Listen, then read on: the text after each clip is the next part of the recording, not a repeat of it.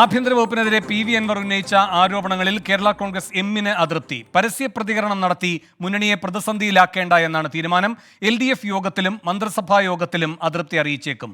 PV. അൻവറിന്റെ ആരോപണത്തിൽ അന്വേഷണം നടക്കട്ടെയെന്നും പറയാനുള്ളത് പിന്നീട് പറയുമെന്നും ജോസ് കെ മാണി 24-നോട് പറഞ്ഞു.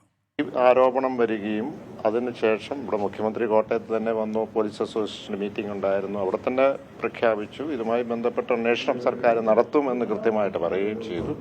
അന്വേഷണം ഇങ്ങനെ ഒരു ആരോപണം വരുമ്പോൾ അന്വേഷണം, പ്രത്യേകിച്ച് ഒരു MLA പറയുമ്പോൾ അന്വേഷണം വേണമല്ലോ, അന്വേഷണം നടത്തുന്നുണ്ട്, അന്വേഷണം വരട്ടെ. അത് പക്ഷേ സമയബന്ധിതമായി അന്വേഷണം നടത്തി പൂർത്തീകരിക്കട്ടെ. ടോബി ജോൺസൺ കോട്ടയത്ത് നിന്ന് കൂടുതൽ വിവരങ്ങളുമായി ചേരുന്നു. ടോബി, എന്താണ് കേരള കോൺഗ്രസ് എമ്മിന്റെ മനസ്സിൽ?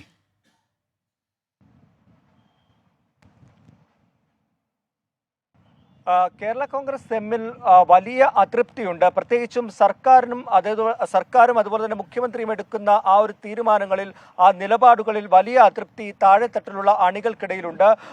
കൂടുതൽ പറഞ്ഞാൽ ചില നേതാക്കൾക്കും ഇത്തരത്തിലുള്ള എതിർപ്പുകളുണ്ട്. നമ്മൾ കണ്ടതാണ്, തെരഞ്ഞെടുപ്പിന് തൊട്ട് പിന്നാലെ തോമസ് ചാഴികാടൻ ഇത് തുറന്നു പറയുന്ന ഒരു സാഹചര്യം വരെ ഉണ്ടായി. അതിനുശേഷമാണ് ഈ പുതിയ വിവാദങ്ങൾ. പി.വി. അൻവറിന്റെ ആരോപണം ആഭ്യന്തര വകുപ്പിന് നേരെ വരുന്നു. അതോടൊപ്പം തന്നെ ഹേമ കമ്മിറ്റി റിപ്പോർട്ടുമായി ബന്ധപ്പെട്ട് മുകേഷിനെ പ്രതി ചേർക്കുന്നു.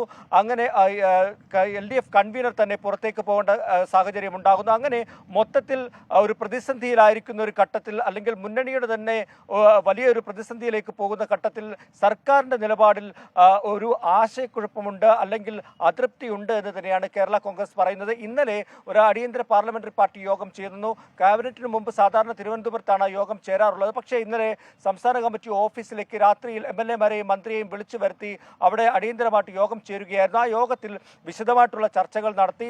ഈ ഒരു അതൃപ്തി സർക്കാരിനെയും അതുപോലെ തന്നെ LDF-നെയും കൃത്യമായി അറിയിക്കും എന്ന് തന്നെയാണ് നമുക്കതിൽ നിന്നും ലഭിച്ച വിവരം. ഈ അന്വേഷണം, പി.വി. അൻവറിന്റെ ഈ ആരോപണത്തിലുള്ള അന്വേഷണം എത്രയും പെട്ടെന്ന് പൂർത്തിയാക്കണമെന്നും ജോസ് കെ മാണി പറഞ്ഞു വെക്കുന്നുണ്ട്. ശരി, ടോബി ജോൺസൺ ആണ് കോട്ടയത്ത് നിന്ന് വിവരങ്ങൾ നൽകിയത്. കേരള കോൺഗ്രസ് എമ്മിന് വിവാദങ്ങളിൽ അതൃപ്തി.